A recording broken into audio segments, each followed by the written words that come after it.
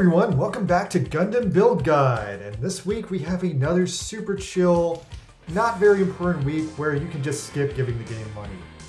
So despite the game being kind of dull this week, there is actually a ton of random news stories and weird stuff happening in the world that I want to cover this week.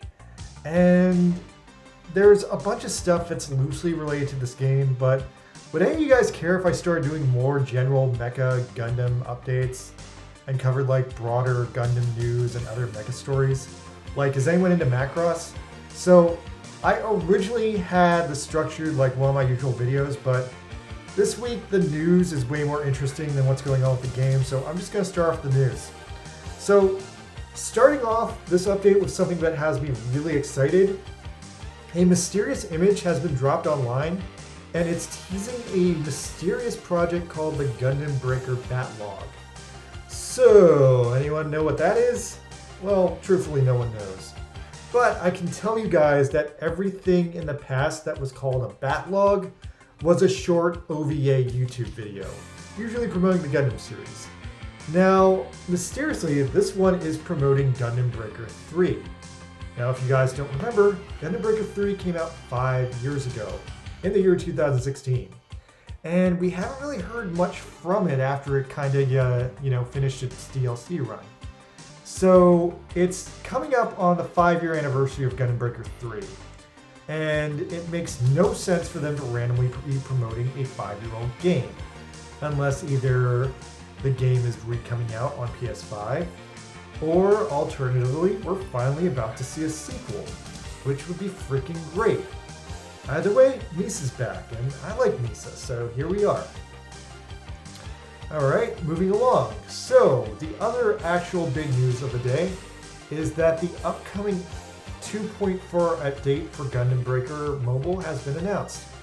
They seem to have posted the update today, but they wrote the date as March 14th when it's actually April 14th. Good reading that calendar, guys.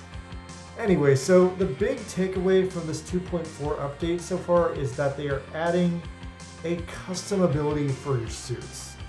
So this seems like another tedious problem, but they say it will make multiplayer more fun, or it will at least make the battles harder. Okay, yeah, sure, whatever.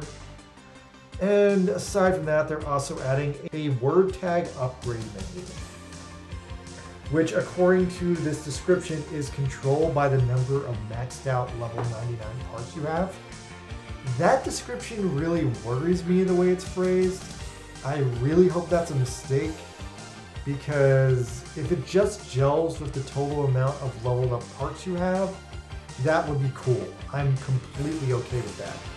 But if it literally demands that you level every part you have in the game to level 99, then that's a horrendous cash grab situation, because right now I think I have maybe 3 parts at level 99, and I've been playing this game since literally day 1, so if that's something they're going to start pushing out of nowhere, that's kind of no bueno.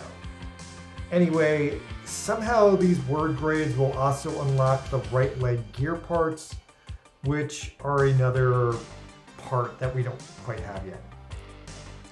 Oh, and finally, the Mark Roulette Wheel is getting a ×10 mark exchange function. I'm a little curious about how this is going to work. Is it just going to like randomly give you 10 marks? Either way, I know a lot of people in the community who have never turned in their mark points because they find the wheel a little bit too tedious. So I get where this comes from, because they are trying to address a need that many people in the community currently have. So, okay, that's cool.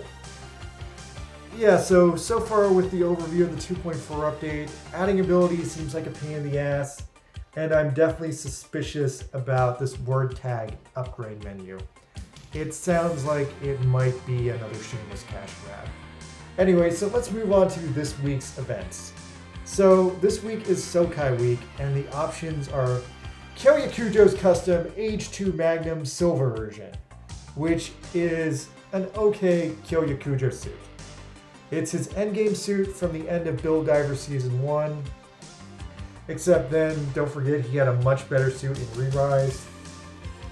It's not the worst Sokai suit ever, but it's not something I super love or super respect. You know, it's relatively a brand new suit that's a relative variant of not my favorite suit ever, so it's kind of just, there it is. If you like it, go for it.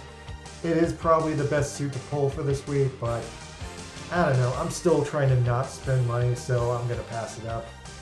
Yeah, with the Magnum Silver, I thought it was another obscure age variant that I couldn't remember, but now I remember that it's Kyo's suit, so that makes me like it like 15% more, but still not enough to give the game money.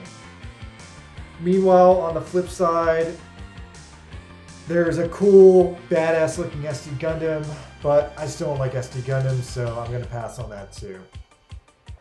Meanwhile, the weekly suit of the week is the G Arcane, the girlfriend unit from Gino Reconquista.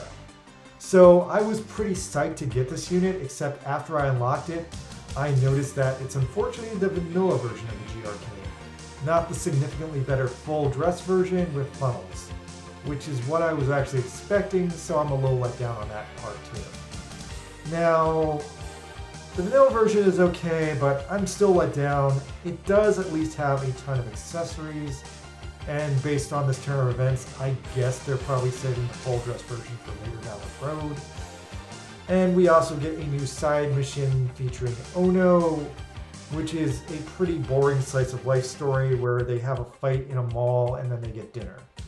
That barely sounds exciting because we're in the pandemic and I haven't had that experience in years. Anyway, the last thing happening that matters is that the Hash Mall is back in the game. And since it's back and people have forgotten how to fight it, quick refresher for you all. The Hash Mall is not weak to melee attacks. The Hash Mall is weak to physical attacks. So you can beat the Hash Mall if you use a physical shooter, but you cannot beat the Hash Mall if you use a beam melee unit.